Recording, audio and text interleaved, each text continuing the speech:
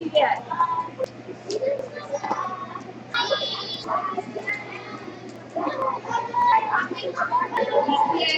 Relax. I'll turn it around a minute, okay?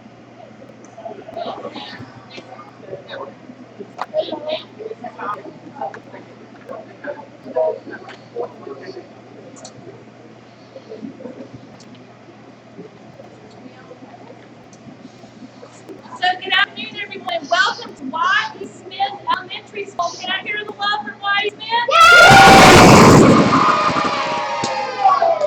Excellent. We are so glad to have you. We're also glad for other schools to be watching today. We are here today to do a live stream with a great person that I've met over social media.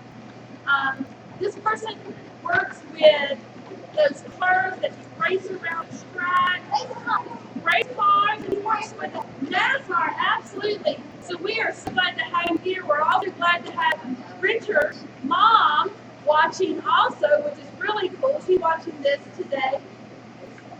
So we're going to be extremely quiet while we're watching.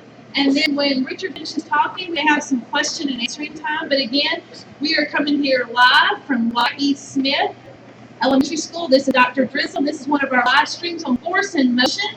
So boys and girls, I'm going to introduce to you Richard Coleman, who works with NASCAR. So can we give him a very nice round of applause? So Richard, I'm going to turn it back over to you, and I'm going to walk behind the computer and turn the computer around so you can see some of these great faces. Well, thank you. It's a pleasure to talk to you guys here today. My name is Richard Coleman, and I work at Joe Gibbs Racing, and I work on Matt Kansas, number 20 Dollar General Toyota Camry. I am a rear tire carrier. So, first of all, raise your hands if your parents ever tell you that it's a bad idea to play in traffic. Pretty much everybody, right? Well, I did a career out of it. So, my mom told me the same thing, don't play traffic, stay on the street, watch both ways when you cross.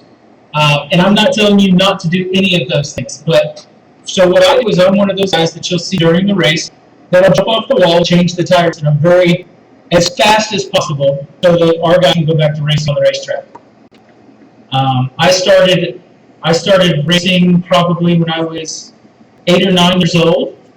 I had a chance to go to the racetrack with my father from time to time, and then I would go to the racetrack with the people that raced locally where I'm from in Orlando, Florida. And it gave me the opportunity to work on cars, and it gave me the opportunity to learn about competitive sports and being a team player and playing by the rules. I've had some very excellent mentors in my life that gave me opportunities that I wouldn't have otherwise had.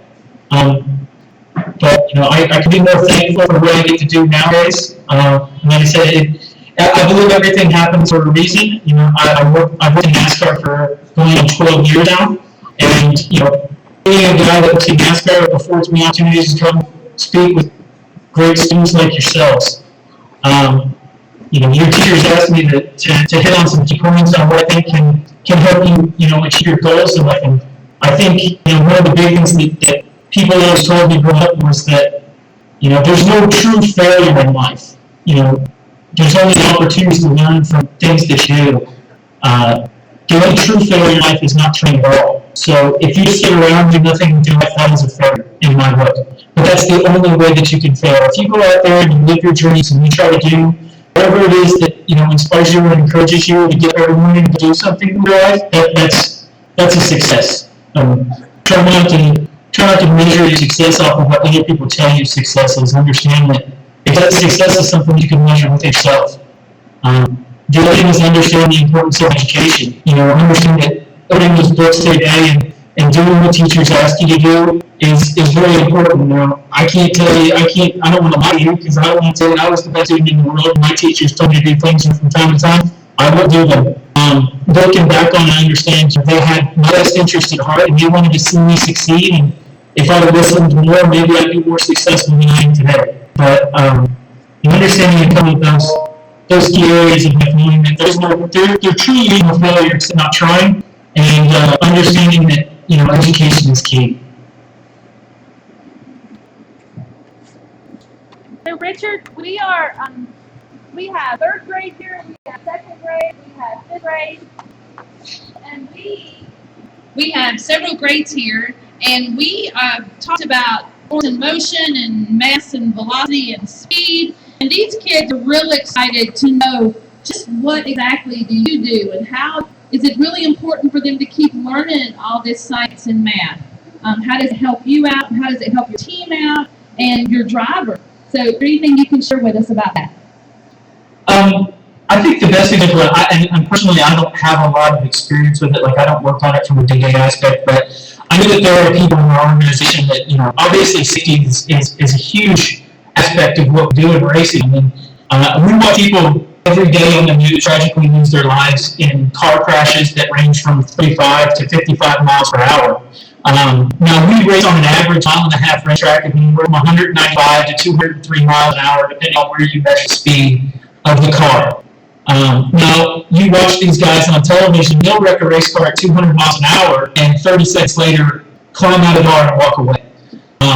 Now, we talk about education, we talk about people behind the scenes doing work. There is a lot of people and a lot of detail that goes into building these race cars that make it safe to drive at 200 miles an hour. So, never would I recommend you driving a street car at 200 miles an hour, but if you're in NASCAR, like for instance, who knows that there's a black box that rides on every airplane so that we can track where the airplanes go? Raise your hand. Okay. So in NASCAR, we have something similar to that. We have a box, like a black box, that rides in every race car during practice sessions, qualifying, and during the race. Now, our black boxes are a little bit different. When a car wrecks on a racetrack, take for instance, we were just in Texas last weekend. That if somebody wrecks at Texas, typically getting into the corner, going anywhere from 199 to 205 miles an hour getting in the corner.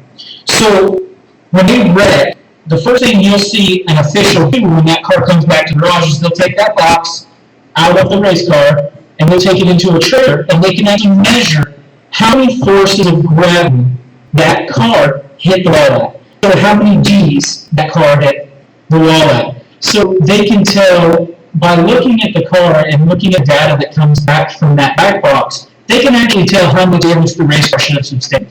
Because our cars are actually designed to be wrecked. If they're, we don't wreck them on purpose, obviously. Our goal is to go out there and win the races, but we know that there's the potential to wreck at 200 plus miles an hour. So our cars are designed at some level to take that impact so that the driver doesn't take the impact. So when you talk about, force and motion, you talk about, safety aspects, applying education, to those key aspects, it's essentially saving lives every Sunday for us. The difference in doing our jobs from a safety aspect can be the difference in whether your driver 30 seconds after a wreck walk away, or if it might kill. So can you tell us a little bit about, we know that when we're in a car, we have a safety belt. And we also know some kids have realized that there are airbags that come out of their mom and dad's steering wheel and in the passenger seat. What else do you guys have in your cars that keep the driver safe? We don't actually have airbags in those cars. What we have are, instead of having just the shoulder and the surrounding strap that comes across you in your normal car passengers, we have a 6 to a 7-point harness. We have safety belts that come across your shoulders, and then actually comes across your waist, and then it'll have 2 straps that will actually come up from between your legs and attach to another portion of the safety belt. So obviously the seat belts are the first line of defense when you talk about safety. The seats in a race car are actually custom built for each driver. So when you see a seat inside of a race car, it's actually a carbon fiber shell that's actually been fitted with foam inserts for the driver to sit in. One of those aspects is from the comfort level of driving those race cars, and 2 is obviously safety. And when you sit in a car, you sit in a seat that ends right behind your knees if sitting in a car. We actually have leg braces that go all the way down almost to the driver's ankles to basically keep them enclosed upon impact situations. The other thing that we have that car passengers don't have is what we call the roll cage. There's actually a cage. The center section of the car is actually a metal fabricated cage that's built around the driver to withstand impact in an accident. Those are some key aspects that we use. Also, you talk about airbags going in, let's say, the steering wheel of a car. In our cars, our steering columns are actually collapsible. So under a certain amount of force, the steering wheel will actually move away from the driver, or if he puts his hands on it, it's not a solid point. So with enough force, that column collapses instead of being pushed into the driver. That's part of the aspects, some of the key safety aspects. Also, on the side of doors between the sheet metal that you see the number on the side of the car and the actual door bars that you can't see as you look inside the race car, there's actually foam built in between those. It's custom built foam. It's what we consider an impact area. So if the driver gets hit, if you watch NASCAR, sometimes when you see the doors get up and you see this foam explode out of the side of the race car, that foam is intentional crush point. So it absorbs some of the force upon impact. So can you tell a little bit about the attire that a race car driver will wear? Because we've read a little bit about what he wears or what she wears can also be a protection for them in case of a car accident. It's funny you mentioned that.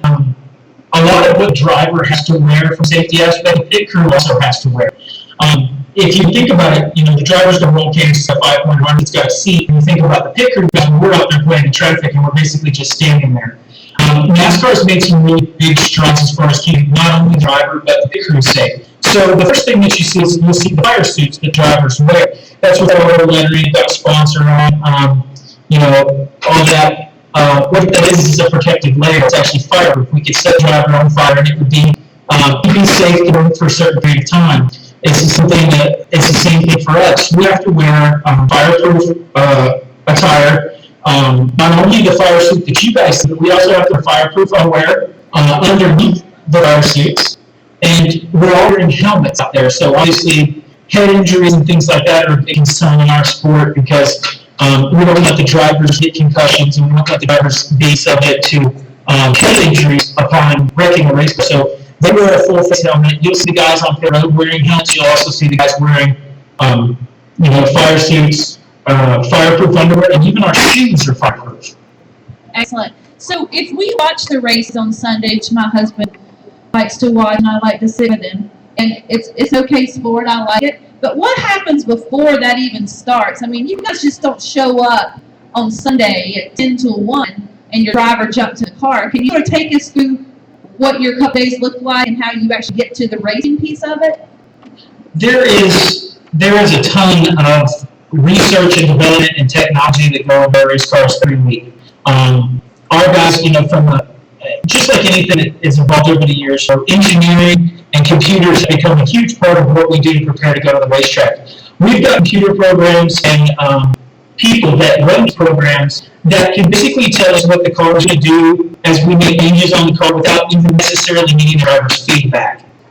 That's how specific the sport has become. But there are shop guys that never see a racetrack. They're back at the shop going for these cars on a weekly basis. Then the motor will prepare them, do what they call, final checklists. They'll make sure that there's an area of responsibility for each person that works on the car. There's a front end mechanic, there's a rear end mechanic, there's an interior guy, there's a car chief, there's a crew chief, and there's a tire guy. And all these guys have specific jobs. Obviously, the tire guy, all he does is work on tires. The underneath mechanic, he takes care of everything that you work on from underneath the car. Our front end units, they take care of everything that's firewall forward or the driver's door forward. And then you've got a crew chief, his job is to oversee all of those guys. And then the crew chief is the guy that's giving direction to the car chief. And what they'll do is they'll see that sometimes you see big trucks running down the road. They'll put these cars in the haulers, and they'll take them to the racetrack, and then the road crew and the driver, and the crew chief will test into these cars from Friday to Sunday. Now, Fridays they'll have an open practice, and then they'll do qualifying, and then Saturday they'll have a Saturday they'll have 2 more practice sessions. The last practice sessions when they go happy hour, and then we'll race on Sundays.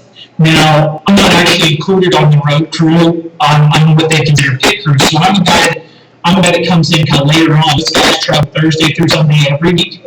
My job's a little bit more area specific. Me and 5 other guys, it's our job to train basically like a professional sports team.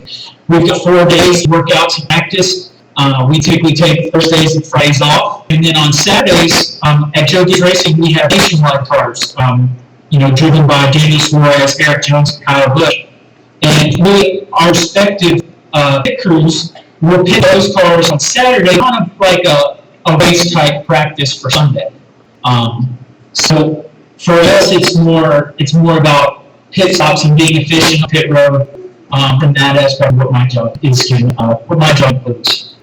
So when we're watching on Sundays, we notice that cars go around the track a lot of times, and then they will come into what they call pit road. So why do they come in there? What different things do you do? Now that we know that you run across the road, that scares me a little bit, but you do practice for it, and you do have those workouts, you're good at it. But what things do you do? Do you always change a tire?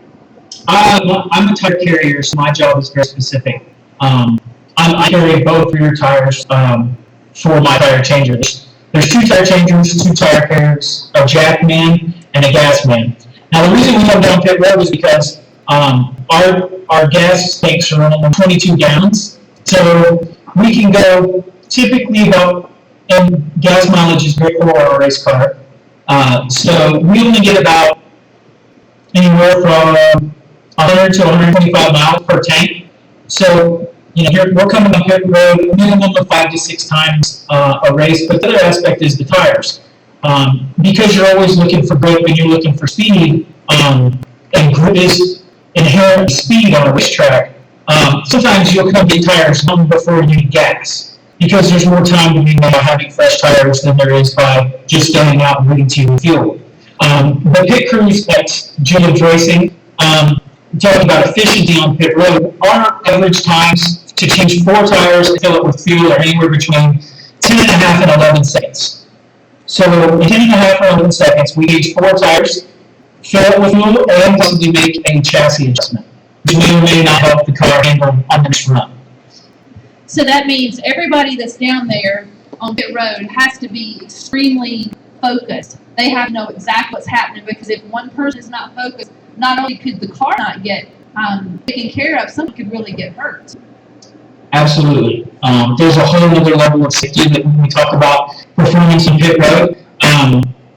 We've had instances where wheels loose. We've had instances during the race when wheels have come on and landed in kippers in the middle of the infield. It's not a funny thing. Those tires get loose, and somebody gets hit by it, it can very easily kill them. So thinking about safety, as we've watched some of these races, we have seen that happen, and we realized that in the last couple of years, NASCAR worked really hard to make sure that the people watching the race are also safe. Absolutely. I mean, you can see that what we do is dangerous. There's definitely a high level of danger in any type of racing. That's why we try to do. That's why we don't recommend anybody race on the street. We do it in a controlled environment. We do it inside of a racetrack where you got walls, fences, things of that nature that are between the fans and the race cars. And we see in years past with the speeds that we run that sometimes that's not the case. We've had cars get up in the fence and parts get into the stands, which is a very bad situation. People can really get hurt. So everything you do from a weekly to monthly basis is always focused around safety and making sure that everybody around us is as safe as possible. When you talk about pit road, you talk about everybody knowing where everybody is, being extremely focused. That's exactly what it has to be. We call it a dance because everybody has movement, and if somebody else misses the movement, the next guy can't do his job. I can't put the tire on the hub until the tire changer takes the other one off. The tire changer can't have a new wheel until I put it on the hub. We can't change the left side until the jack man comes through the car and jacks up the car. And pit road is a dangerous area. We're very exposed to cars traveling 55 miles an hour around us. Within inches of us every week. I've been hit by cars. It's not funny and it's not glamorous, and I don't recommend it to anybody.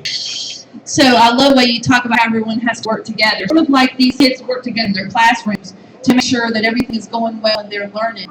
as much as my husband loves racing, my brother-in-law Philip loves it even more. And when he's watching the race, he's usually sitting on top of his couch with 3 or 4 computers listening to it. He does social media for UNC. And he hears, when I was with him one time, he hears other people talking to the race car drivers. Who is the race car driver listening to when he's in the car? That would be our spotter. And what you have is every driver has a guy that stands on top of the sweep towers that you see at a racetrack. They can see the entire racetrack from where they stand. And that's basically the driver's side and rearview mirror. Because the drivers are so packed in there and tied down with all the safety equipment, they don't have the opportunity to, like we would a car, and turn around and look for blind spots. And when the driver straps in, he can't really move all that much. The only thing he can maneuver is arms and shoulders for steering the wheel and shifting gears. So he can't see what's over his left shoulder or over his right shoulder as well as he can in our cars. So there's a guy up in the stands that will tell him clear or not clear, so that he knows if he can come down to the bottom of the racetrack, he can run to the top of the racetrack without running into another car. Okay, that makes sense. So, Richard, when we work on projects in our classrooms, we do a lot of challenges. And after the project is over, we encourage our kids to go back and reflect on what they did and what could have been better and how they could have changed it. Do you guys do any of that after a race? Do y'all talk about what happened and what you could do better? From a picker aspect, it's very specific on what we can do.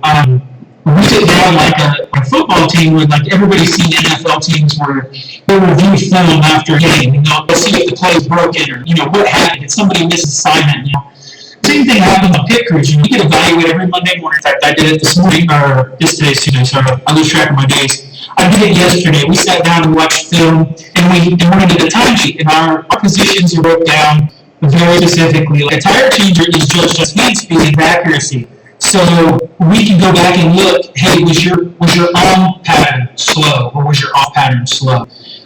Did I not hang the tire fast enough? That's called an index timer, open to close. And what the open to close is like, if you think about one tire being on the car, they move one, that's open. And when I put the other tire in, it's closed.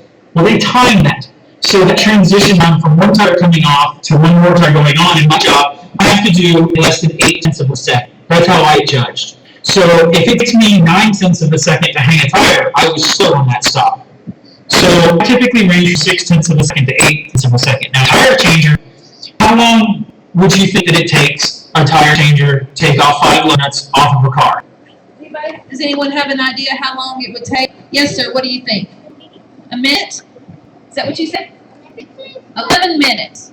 11 minutes. Okay. If we did it in 11 minutes, we'd be fired tomorrow.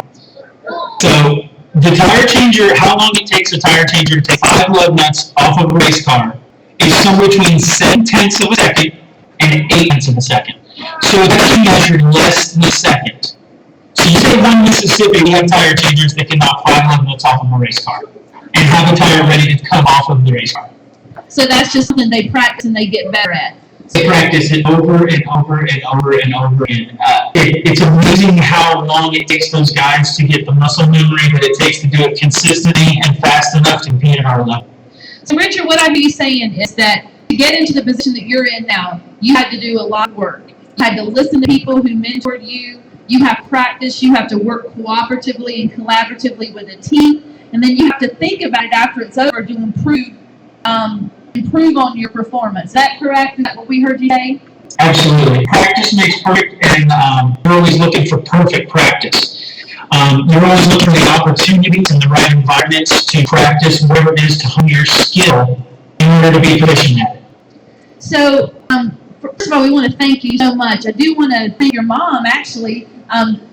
Boys and girls, I was looking for someone for us to hang out with today, and I was on Facebook. And I was talking to some friends of mine who said that they knew somebody, and they actually knew Richard's mom, Ruth. And so Ruth messaged me, and that's how we got a connection today. So we are very glad you're here. I don't know why she's watching. She should be working right now. She is watching right now. So that's kind of, we won't tell her boss, but she is watching right now. So we are thrilled that you're here. Boys and girls, I did speak to Richard about doing this again sometime, and he bring in some of his buddies with him.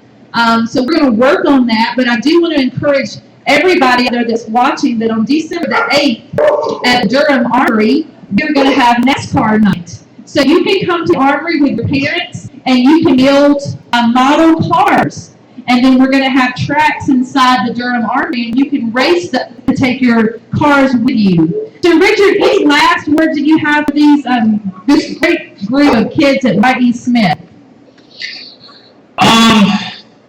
Probably what I'd leave you with is that a lot of what helped me become successful are the quality relationships that I've built over the years that people built with me.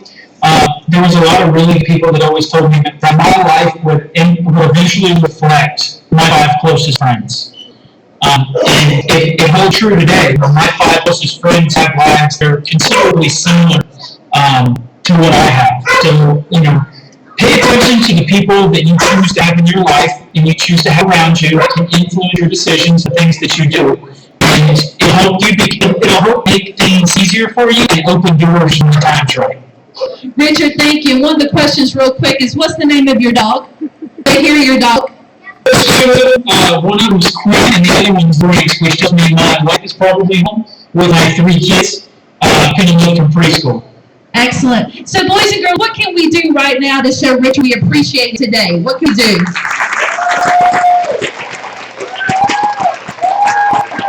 So, Richard, I hope you heard that great talk with us today, much more than I even anticipated. I know the kids will talk about us later in their classrooms, and I hope to see you again really soon. And kids that are watching across the district, thank you so much for being with us today on our live stream. This is Dr. Drizzle coming from Y.E. Smith Elementary School in Durham, North Carolina, and I just want to say, keep doing science. Thanks so much. Have a great day.